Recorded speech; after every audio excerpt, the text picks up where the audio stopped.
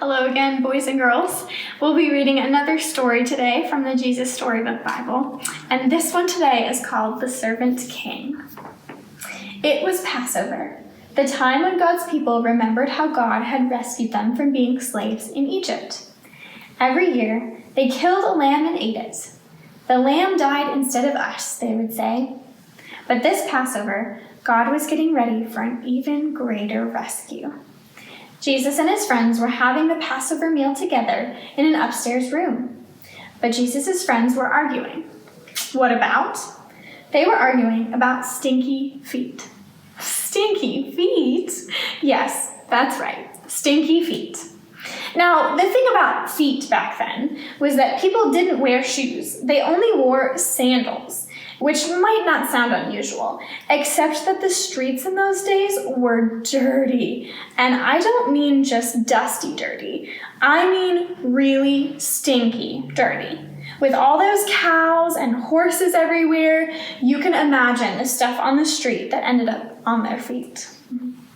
So anyway, someone had to wash away the dirt, but it was a dreadful job. Who on earth would ever dream of volunteering to do it? Only the lowliest servant.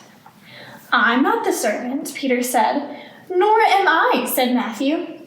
Quietly, Jesus got up from the table, took off his robe, picked up a basin of water, knelt down, and started washing his friend's feet. You can't, Peter said. He didn't understand about Jesus being the servant king. If you don't let me wash away the dirt, Peter, Jesus said, you can't be close to me. Jesus knew that what people needed most was to be clean on the inside. All the dirt on their feet was nothing compared to the sin inside their hearts. Then wash me, Lord, Peter said, tears filling his eyes. All of me. One by one, Jesus washed everyone's feet. I am doing this because I love you, Jesus explained. Do this for each other.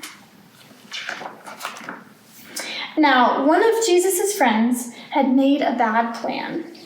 No one else knew what the bad plan was, but Jesus knew, and so did Judas. Judas was going to help the leaders capture Jesus for 30 pieces of silver. Go on, Judas, Jesus said.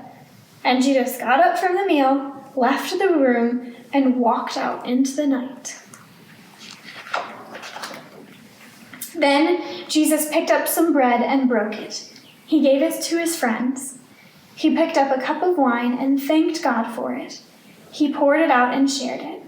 My body is like this bread. It will break, Jesus told them. This cup of wine is like my blood. It will pour out. But this is how God will rescue the whole world. My life will break, and God's broken world will mend. My heart will tear apart, and your hearts will heal. Just as the Passover lamb died, so now I will die instead of you. My blood will wash away all of your sins, and you'll be clean on the inside in your hearts. So whenever you eat and drink, remember, Jesus said, I've rescued you. Jesus knew it was nearly time for him to leave the world and go back to God. I won't be with you long, he said. You're going to be very sad. But God's helper will come, and then you'll be filled up with a forever happiness that won't ever leave. So don't be afraid. You are my friends, and I love you. Then they sang their favorite song and walked up to their favorite place, an olive garden. Thank you for reading with me today.